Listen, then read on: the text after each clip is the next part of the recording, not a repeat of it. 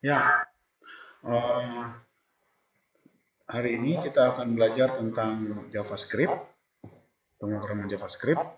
Tapi sebelum kita masuk ke materi, kita akan mereview kembali pertemuan kita yang sebelum prakrin itu untuk mengenal tentang bahasa pemrograman.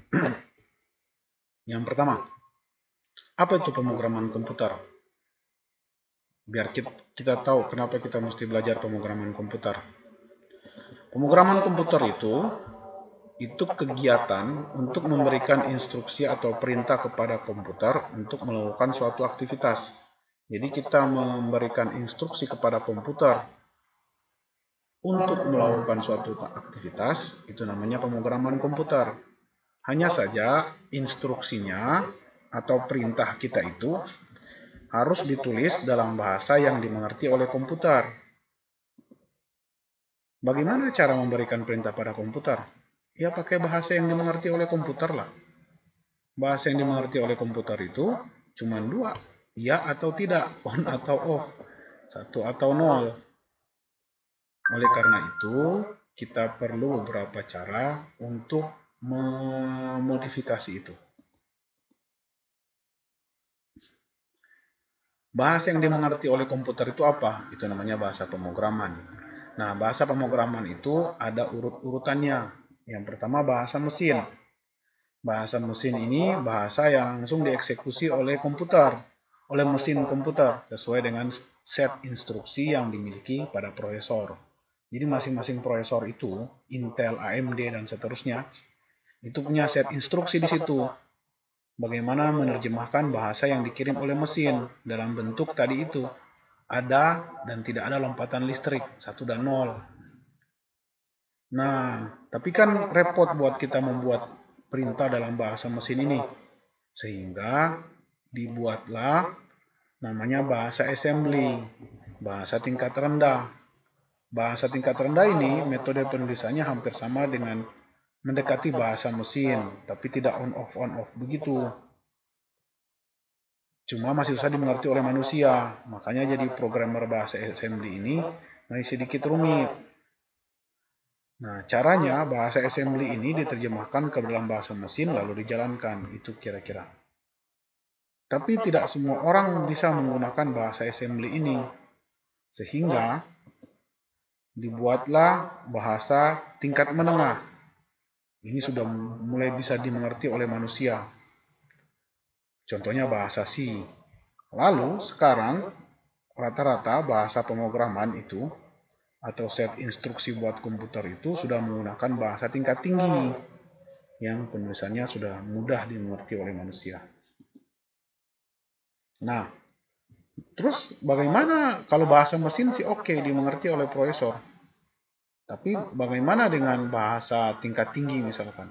Biar bisa dimengerti oleh mesin. Nah, bahasa tingkat tinggi biar bisa dimengerti oleh mesin itu diterjemahkan dalam dua cara. Itu dikirim dulu ke bahasa assembly, baru assembly dikirim ke bahasa mesin. Ada dengan dua cara. Yang pertama dengan menggunakan compiler, yang kedua menggunakan interpreter.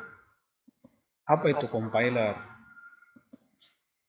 Compiler itu adalah program yang menerjemahkan kode dari sebuah bahasa pemrograman ke bahasa assembly, baru bahasa assembly tadi itu melalui library bahasa mesin dari prosesor tadi itu dikirim menjadi bahasa mesin dan dieksekusi. Repotnya dari bahasa assembly ini adalah semua kode ditulis dulu sekalian. Jadi satu kali ditulis itu perintah itu kita tulis, baru satu kali dikirim ke bahasa assembly. Jadi ditulis semua kodenya, baru satu kali dikirim ke bahasa mesin. Sehingga pesan kesalahan itu biasanya muncul, bukan biasanya memang munculnya sesudah semua bahasa itu terjemahkan. Jadi kita tidak tahu kadang-kadang baris keberapa atau kemana yang error. Itu yang pertama. Jadi compile-nya satu kali, programnya di-compile satu kali.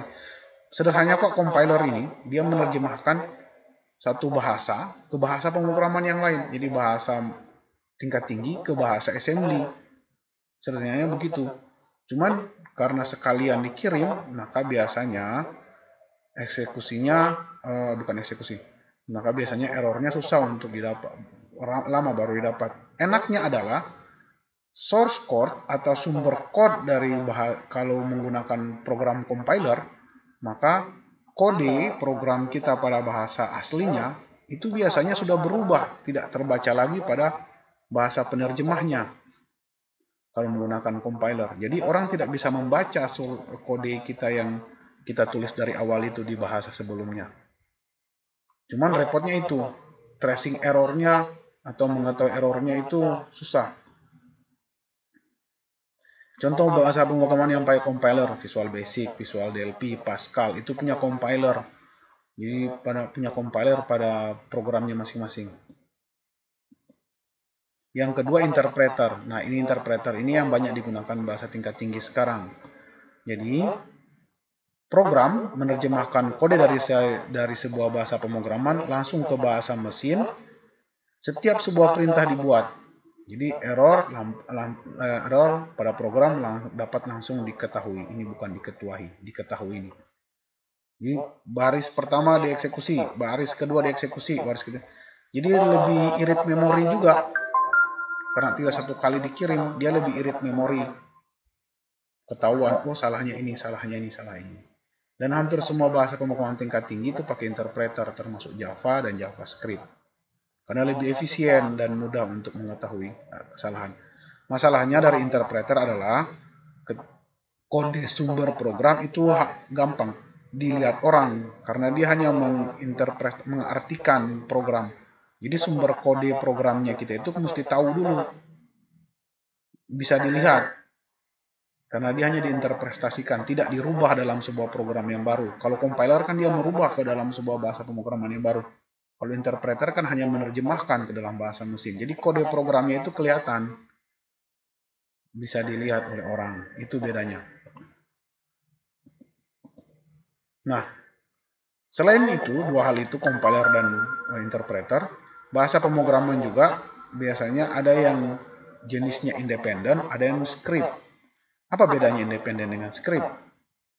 Kalau jenisnya independen, biasanya dia menggunakan software tersendiri.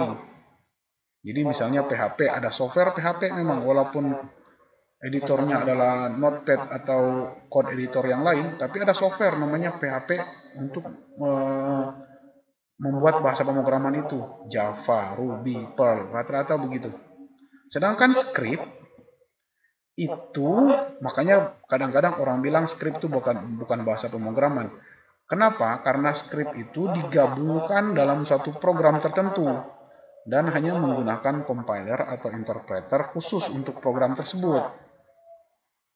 Nah, contohnya apa? ActionScript. ActionScript itu hanya jalan di Adobe Flash. Anda tidak bisa bikin program lain, tidak bisa kasih jalan di program lain. Dia hanya jalan karena dia bawaannya Adobe Flash. Terus VB Script itu hanya jalan di MS Office. Tidak bisa jalan di program lain. Dan JavaScript itu memang dibuat untuk browser, untuk perambah website. Tidak dibuat untuk yang lain. Jadi Anda membuat program JavaScript, tidak perlu program JavaScript. Ada software namanya JavaScript, tidak perlu. Karena di browser cukup menjalankan software JavaScript itu cuma perlu browser. Sedangkan PHP ada software tersendiri, Java ada software tersendiri. Kalau script dia menginduk ke sebuah program tertentu. Nah, tapi ini tadi ada beberapa program juga yang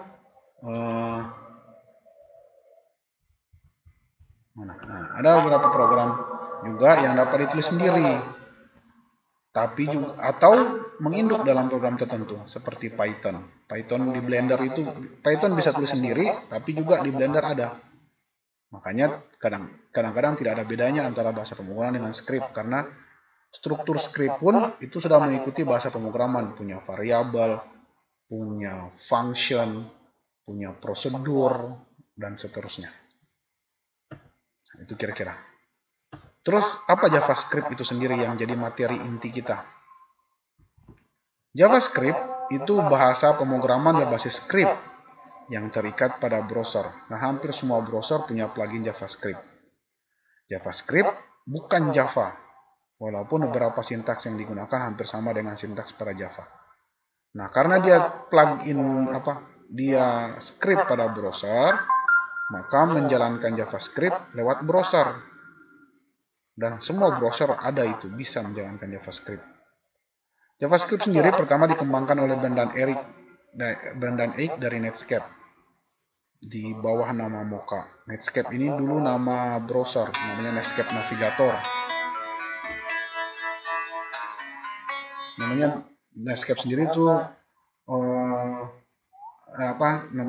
itu browser, namanya Netscape Navigator. Nah, baru namanya berubah jadi LiveScript dan sekarang jadi JavaScript. Terus, untuk menuliskan JavaScript hanya diperlukan browser untuk mengeksekusinya. Dan untuk menuliskan kodenya dapat menggunakan kode editor seperti Notepad.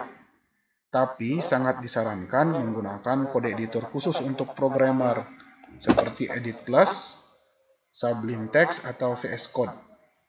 Kenapa harus pakai kode editor khusus untuk programmer? Jadi begini, kalau Notepad memang bagus, tidak perlu install apa-apa. Cuma masalahnya kode editor khusus untuk programmer itu punya, kadang-kadang kan kita tidak hafal sintaksnya, bagaimana salah atau enggak, penulisan huruf besar kecilnya salah atau enggak. Nah, kode editor untuk programmer itu biasanya dilengkapi dengan bantuan-bantuan seperti itu, akan lebih mudah untuk menghafal sintaks. Itu kira-kira pertemuan kita kali ini, pengenalan JavaScript. Nanti kita akan lanjut dengan praktek pertama pada video berikut. Oke, sampai di sini.